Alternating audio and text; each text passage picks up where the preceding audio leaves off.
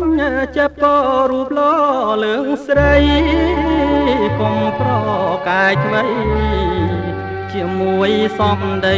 នៃចិត្តបៃតាណាសេចអប្រិយ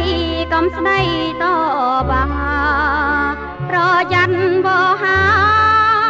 ក្រែងខ្សៃសង្ខារដោយសារសំដី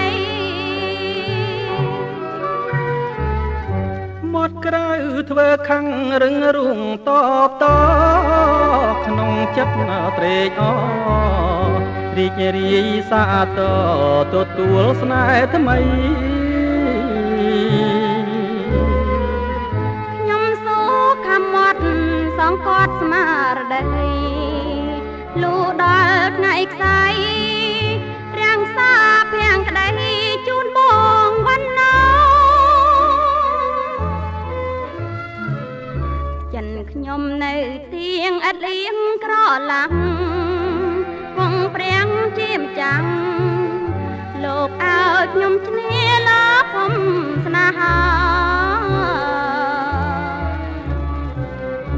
បើសិនជាពិតដោយពាក្យនាងថាខ្ញុំសូមសច្ចាឲ្យចិត្តវណ្ណាសន្តងប្រណី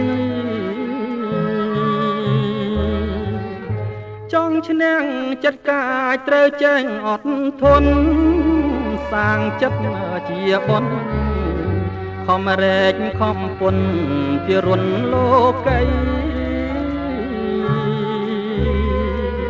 ខ្ញុំយល់ព្រមតាមពាក្យសេចឯង